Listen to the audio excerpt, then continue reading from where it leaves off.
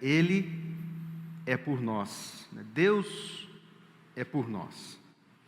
E nós queremos entender, à luz da palavra de Deus, o que esta palavra significa para nós, essa promessa dispensada a nós, o que ela significa e na sua aplicação em nossas vidas.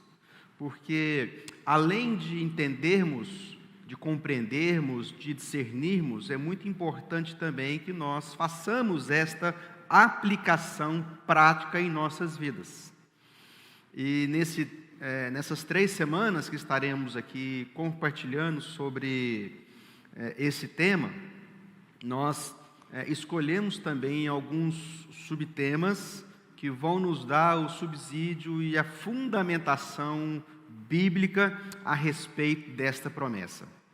Nosso objetivo nesta série hoje, nesse subtema, é entender o que significa Ele é por nós, quem será contra? Nós não queremos correr o risco apenas de tratarmos esses conceitos bíblicos de maneira superficial, de maneira rasa.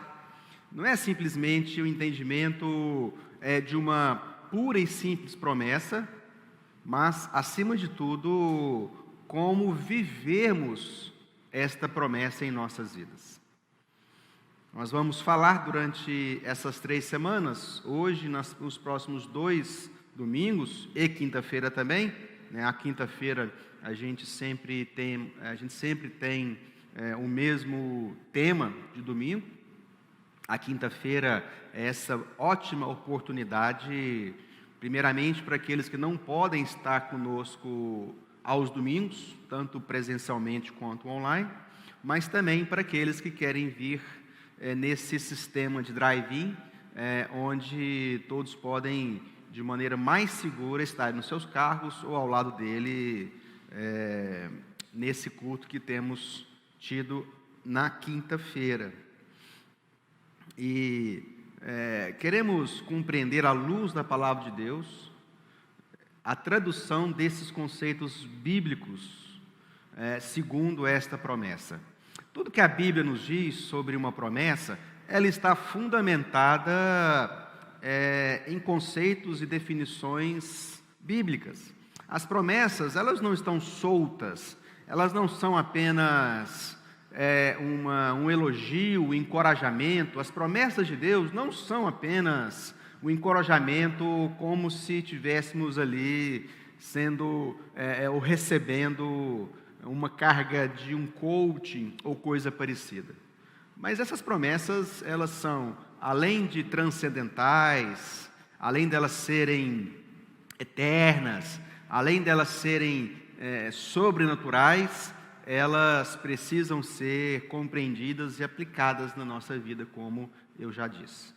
Então, para iniciarmos esta nossa reflexão, o texto básico que nós escolhemos é Romanos capítulo 8, e nós vamos ler dos versos 31 até o verso 39. Romanos é uma carta, a carta do apóstolo Paulo, à igreja que se reunia e se encontrava em Roma, à época, sem dúvida, uma carta bastante densa, é uma carta de bastante conteúdo bíblico e teológico para a gente entender e compreender o plano maior de Deus para nós, que é a salvação. E o texto que o apóstolo Paulo, então, escreveu, no capítulo 8, a partir do verso 31, diz o seguinte: Que diremos, pois, à vista destas coisas? Se Deus é por nós, quem será contra nós? Aquele que não poupou o seu próprio filho, antes por nós o entregou, porventura não nos dará graciosamente com ele todas as coisas?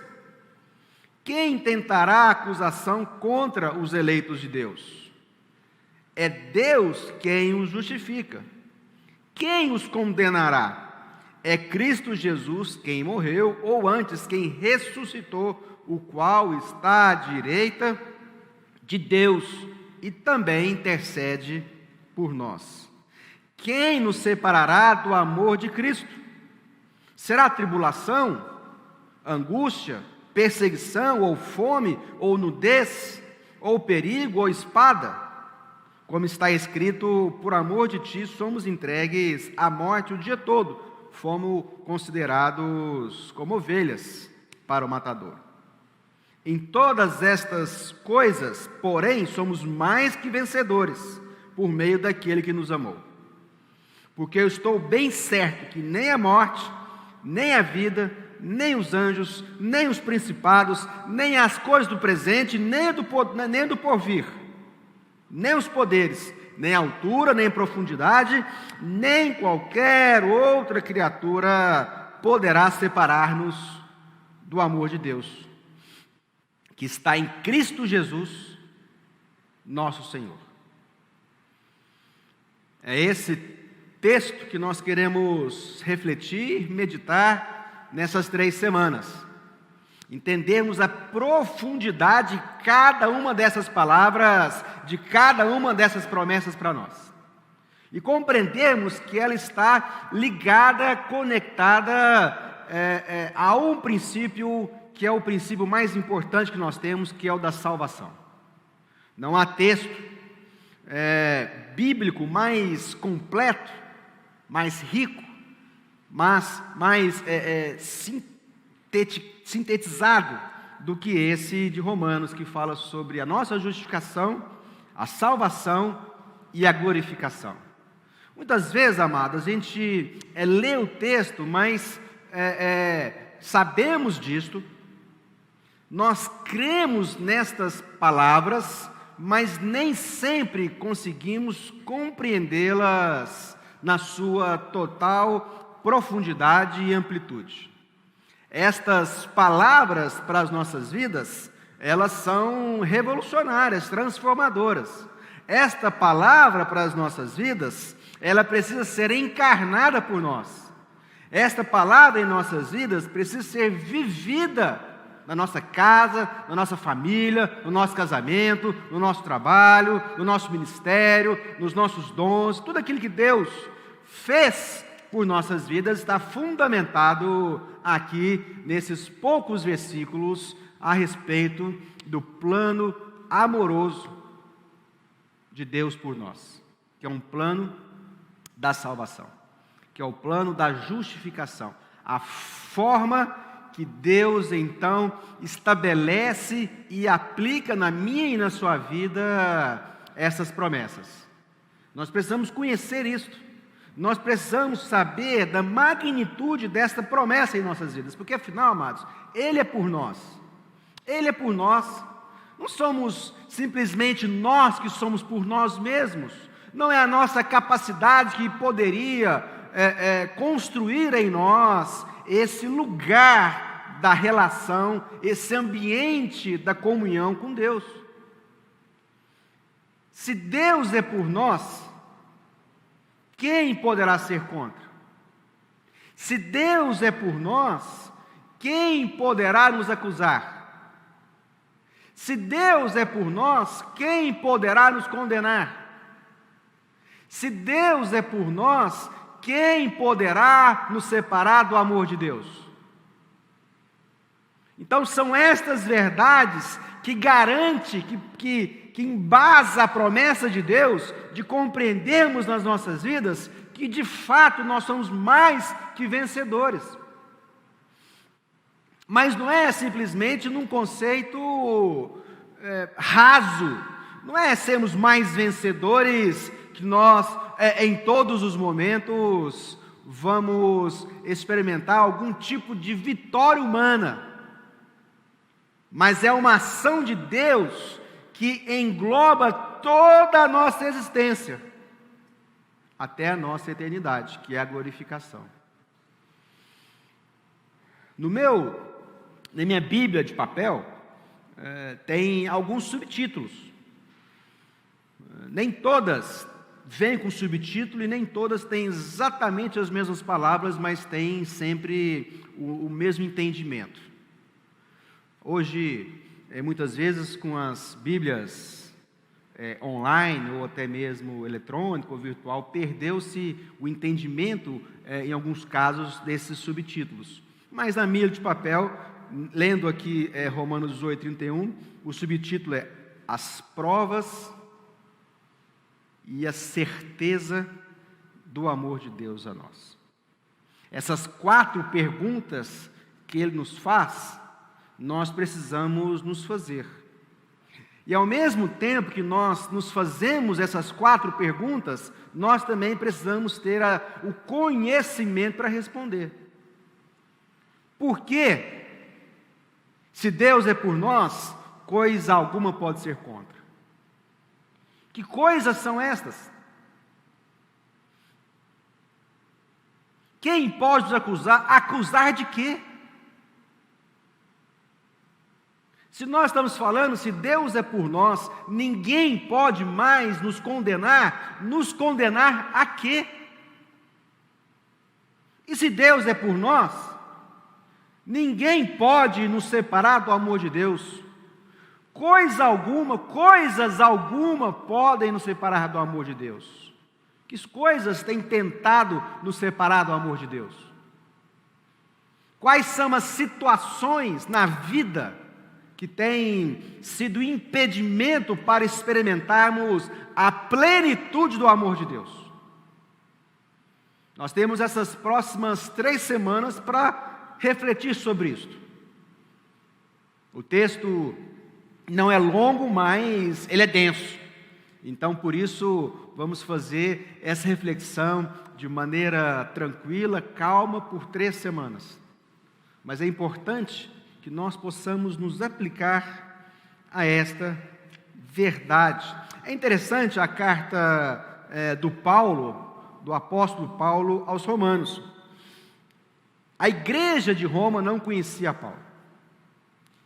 Paulo tinha um plano de ir evangelizar na Espanha e precisaria do apoio de Roma para esse apoio logístico, missionário e até financeiro. Então Paulo escreve essa carta para se apresentar, ao mesmo tempo para tratar de assuntos teológicos da qual ele entendia que eram importantes serem tratados. E a carta do apóstolo Paulo aos Romanos, ela basicamente podemos separá-la em 2 partes. A primeira parte está o capítulo 7. Até o capítulo 7, a carta do apóstolo Paulo fala sobre a nossa natureza humana, caída, corrompida, pecaminosa e carente de uma intervenção sobrenatural. Ele fala, por exemplo, no verso 19 do capítulo 7, porque não faço o bem que prefiro, mas o mal que não quero, esse eu faço. Esta é a situação do homem, da mulher, do ser humano sem Deus. E já no capítulo 8 ele faz totalmente uma transformação. Ele fala da necessidade da ação de Deus nas nossas vidas. Ele fala que tanto quanto judeus como gentios precisavam desta intervenção de Deus. E no capítulo 8 ele transforma totalmente, trazendo agora à luz a nossa nova realidade em Cristo. Nós só vamos entender esta realidade se nós estivermos de fato em Cristo. Estar de fato em Cristo não é simplesmente sabermos sobre as coisas de Cristo.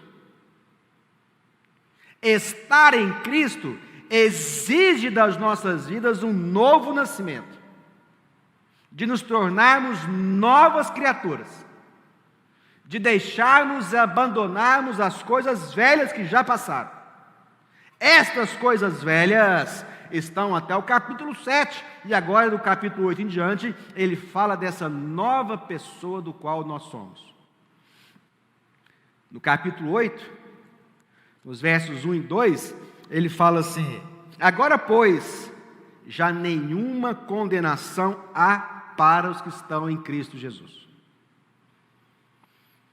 Porque a lei do Espírito da vida em Cristo Jesus te livrou da lei, do pecado e da morte. Mudou completamente. Amados, não há mais condenação para aqueles que estão em Cristo Jesus. Nós não precisamos mais viver em medo, com medo. Nós não precisamos mais ficarmos temerosos, porque agora habita em nós o Espírito da vida em Cristo Jesus. Depois, nos versos 12 em diante, até o 17, nós vamos ler até o 14, fala a respeito de uma nova realidade que nós somos. Filhos e herdeiros e co-herdeiros com Cristo. Amados, não há mais condenação nas nossas vidas, porque em Cristo Jesus nós somos agora filhos e herdeiros da sua promessa, da sua herança. O verso 12 diz: assim, pois, irmãos, somos devedores, não à carne, como se constrangidos a viver segundo a carne. Porque se viverdes segundo a carne, caminhais para a morte. Mas, se pelo Espírito mortificardes os feitos do corpo, certamente vivereis. Novamente, ele está aqui falando de antes de Cristo e de Cristo nas nossas vidas. E no verso 14 ele fala: pois todos os que são guiados pelo Espírito de Deus são filhos de Deus. Quem nos guia, amados? Quem te guia? É a nossa carne, é a nossa vontade ou é o Espírito Santo de Deus? Quem nos direciona? Quem nos consola? Quem nos conforta? E o texto continua nos próximos versículos e fala assim: e é o Espírito Santo de Deus que testifica no meu espírito que eu sou filho. O Espírito Santo tem testificado no seu espírito que você é filho, que você é filha. A presença de Deus através do Deus Espírito Santo testifica em nós, é em você. E no verso 26, vem a palavra que nos acalma, que nos consola. Porque, na verdade, amados, para aqueles que estão em Cristo Jesus, tiveram a sua carne crucificada juntamente com Cristo no Calvário. Não há mais condenação. Como viver essa vida? Como fazer diante de todas as nossas fragilidades? Como ver isso diante de todas as nossas dificuldades? E muitas vezes do pecado latente na nossa carne humana. Quem pode nos socorrer? E no verso 26 diz: também o Espírito Santo semelhantemente nos assiste em nossa fraqueza. Porque não sabemos orar como convém, mas o mesmo Espírito intercede por nós sobremaneira, com gemidos inexprimíveis. O que seria de nós sem o Espírito Santo? Sem o Espírito Santo, nós voltaríamos à situação de outrora, do passado. É o Espírito Santo que está em nós e intercede por você. Porque, amados, na nossa fragilidade, nas nossas dificuldades, nós nem sabemos como orar como convém, como deve. É Ele quem intercede por nós, por você. Essa ação vem dEle. E o verso 28 diz assim: sabemos que todas as coisas cooperam para o bem daqueles que amam a Deus, daqueles que são chamados segundo o seu propósito. Amados, isso é de uma extraordinariedade difícil explicação, de colocar em palavras. Nós estávamos mortos nos nossos próprios delitos, nós vivíamos uma vida completamente avessa ao plano de Deus para nós, Ele então implementa o seu grande plano. E o seu grande plano é te salvar, é nos salvar. E Ele transforma completamente a nossa condição. E nós fizemos nada para isso. A ação salvadora de Deus na minha vida, na sua vida, é exclusiva da Trindade. Esta palavra que é trazida agora no verso 29, ou palavras, e no verso 30, diz assim: porquanto aos que antemão conheceu, ou seja, que foram conhecidos anteriormente, porquanto aos que antemão conheceu, também os predestinou para serem conforme a imagem de seu Filho, a fim de que seja o primogênito de muitos irmãos. Aos que predestinou, a esses também chamou. E aos que chamou, a esses também justificou. E aos que justificou, a esses também glorificou. Ele fala que Deus nos conheceu, que Deus conheceu a você antemão. Deus te conhecia antes que o mundo existisse. Deus predestinou-nos para a salvação. Deus nos chamou para a salvação. Deus te justificou de todos os seus pecados. E Deus glorificou a você e já determinou te levar para a glória. Isso é extraordinário, amados. Pensa nessa ação salvadora de Deus em seu favor. Ele já te conhecia antes da fundação do mundo. Ele então, na sua presciência, na sua soberania, Ele nos salvou. E para que isso fosse eficaz, Ele nos chamou. E depois de ter nos chamado, Ele nos justificou, perdoando todos os nossos pecados. E porque Ele perdoou todos os nossos pecados, agora nós podemos experimentar a glória, a eternidade. Nós já fomos salvos a respeito da nossa justificação. Nós estamos sendo salvos a respeito da nossa santificação. Hoje, agora, ontem e amanhã. Mas nós já estamos salvos a respeito da nossa glorificação eterna. Isso é um plano maravilhoso. Se nós pensarmos na ação de Deus em nosso favor, aí sim, quando nós entendemos essa verdade, aplicamos esses conceitos, aí nós podemos falar com propriedade e com conhecimento. Se Ele por nós, quem será contra? Se Ele me chamou, se Ele me justificou, se Ele me glorificou, quem pode intentar acusação contra a sua vida? Pode tentar, mas não tem eficácia. Quem pode nos condenar? Condenar de quê? Das nossas ações, do nosso pecado, das nossas negligências, das nossas escolhas, das nossas opções. Mas se Ele é por nós, já foi.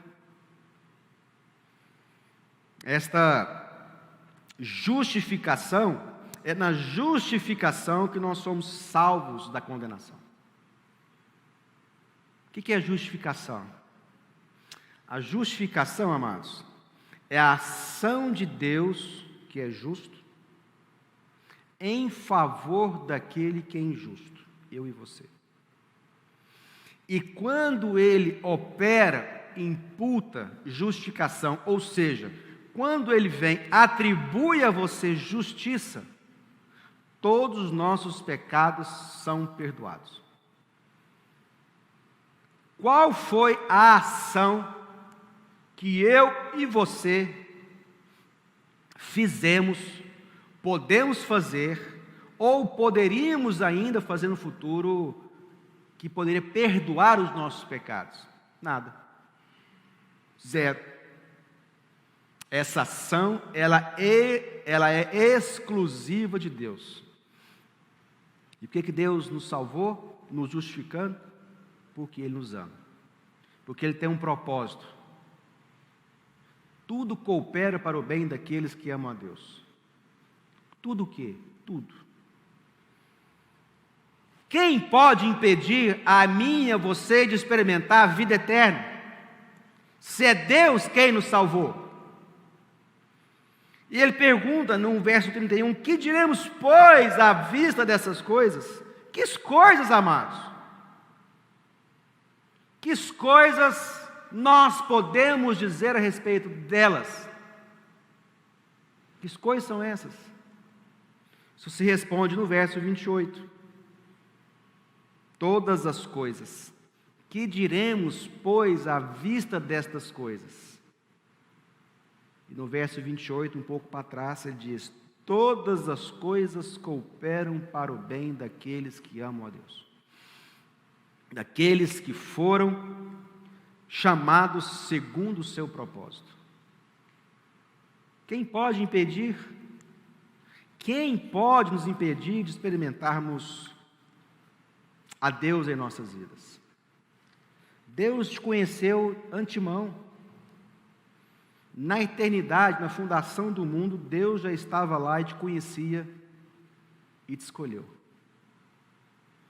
No tempo, no Cronos, na nossa cronologia humana, Deus então toma a iniciativa de relacionar-se com você, enviando o seu Filho Jesus. Deus nos conhece desde a eternidade, antes da criação do mundo. A Bíblia chama isso de antes da fundação do mundo. E num determinado dia da sua vida, num determinado momento da sua história, no Cronos, na cronologia da sua vida, Jesus Cristo vem e te salva. Morre por nós. E o Espírito Santo é Ele que nos diz ao nosso espírito que somos filhos diante dele. Essa palavra conhecer, nos conheceu de antemão, é a mesma palavra usada em Gênesis capítulo 4, verso 1, que diz que quando Eva conheceu Adão, Eva amou Adão. Deus nos conhece e nos ama desde a fundação, desde antes a fundação do mundo. Amados, Deus nos predestinou para a salvação. É um plano. É um plano. É um plano colocado em prática. Que o ápice desse plano é o Calvário, é a cruz, é a crucificação. Essa escolha eterna, ela é incondicional, ela é proposital, ela é intencional. Amados, não tem plano B do projeto de Deus em nossas vidas. Não tem plano B para a salvação da sua vida. Ele nos chamou, Ele nos conheceu, Ele nos amou, ante todas as coisas. É Ele quem justificou todos os nossos pecados. A justificação é um ato de Deus. Justificação e perdão não é a mesma coisa. Vou tentar ilustrar para que nós possamos entender esses conceitos do plano de Deus. Hoje nós estamos trabalhando bastante esses conceitos teológicos, bíblicos, para continuarmos essa reflexão nas próximas semanas. Perdão é quando um perdão é liberado. Vamos tentar ilustrar isso de forma prática. Vamos imaginar que você, nós, devemos aí 100 milhões ao banco. uma quantia impagável para a maioria dos mortais dessa terra. O banco pode dizer assim: sua vida está perdoada, isso é perdão. Agora, justificação é quando não é apenas o perdão, mas alguém pagou a dívida no seu lugar. Havia uma condenação sobre nós, porque ainda aqui em Romanos, capítulo 6, verso 23, diz: o salário do pecado é a morte. Ou seja, a recompensa, o pagamento pelo pecado é a morte. E essa era a condenação que estava sobre mim e sobre você. Ele não simplesmente nos perdoou. E sabe por que Deus não perdoa simplesmente? Porque Deus é justo juiz. E se na palavra dele, se nos princípios dele, quando alguém transgride ou transgredia a lei, tinha que pagar. Tinha que ser condenado e pagar. E nesse caso, o pagamento de morte. Então ele veio, perdoou a você, mas te justificou, enviando o seu Filho, Deus Filho, para pagar a condenação. Ele envia Jesus para morrer no seu lugar e apagar definitivamente a cédula de condenação que existia na nossa vida. Fantástico. Ele não só perdoa, é como se eu tivesse cometido um crime, matado alguém, homicídio. O perdão é me perdoar daquilo. Agora a justificação vai além. A justificação é que este justo juiz condena, perdoa e paga e cumpre a pena da condenação no meu lugar. Foi isso que Jesus fez por você. Porque Ele nos conheceu, nos escolheu, nos chamou, nos justificou e nos glorificou. Deus te conhece antes que esse mundo existisse. Nós não tínhamos feito nem bem, nem mal. Nós não éramos nem bons e nem ruins. Lá na fundação do mundo. A gente não tinha existido no cronos da humanidade. E Ele escolheu.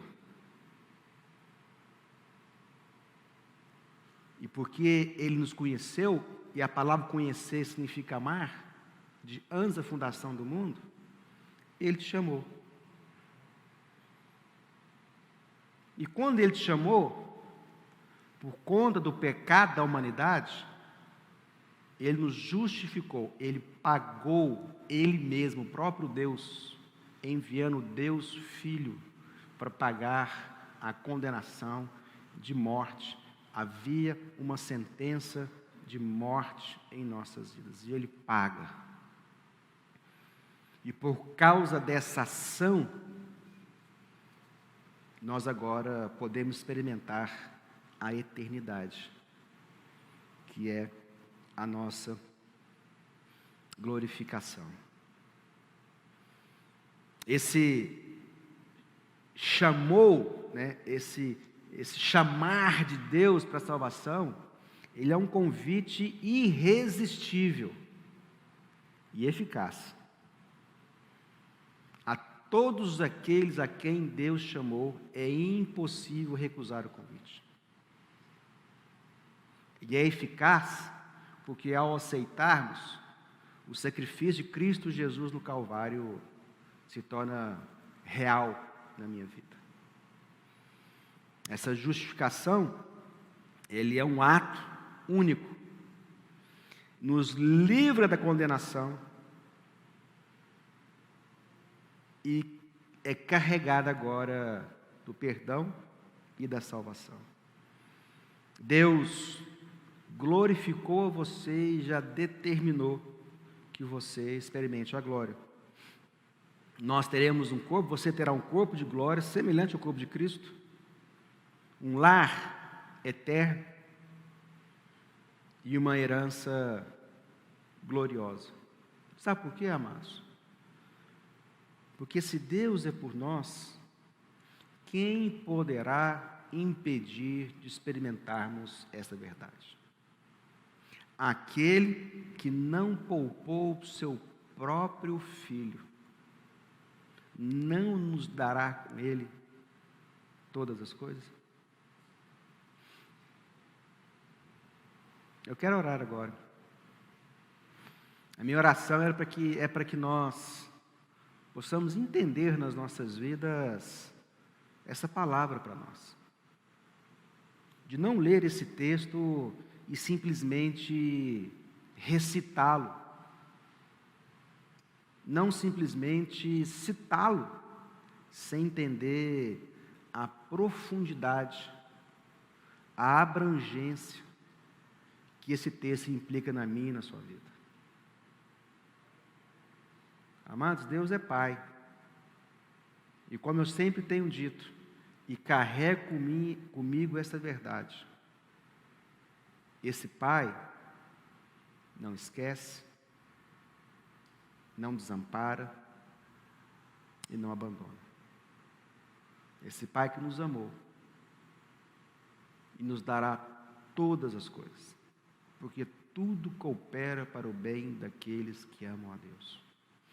Aquilo que Deus quer fazer na sua vida, ninguém poderá ser contra, ninguém poderá impedir, ninguém poderá resistir, porque Ele é por nós. Eu quero hoje então orar para que essa verdade possa alcançar o nosso coração. Mesmo que nós não consigamos entender toda essa verdade bíblica, por mais que nós possamos ter muita dificuldade de pensar assim, por mais que em alguns casos a gente até discorde disto, mas o fato é que está escrito com todas as letras. O fato é que está por todo o Novo Testamento esta verdade, e colocada aqui em Romanos, nesse trecho, de maneira tão espetacular. Então, mesmo que nós não consigamos compreender toda essa plenitude, toda essa verdade, mesmo que nós tenhamos certa dificuldade de compreender e até de acreditar nisso, mas uma coisa nós não podemos negar: está escrito, está na Bíblia e está claro. Então deixe o Espírito Santo falar ao seu coração, deixe o Espírito Santo ministrar ao seu coração, e é Ele quem nos fará entender e crer nessa palavra.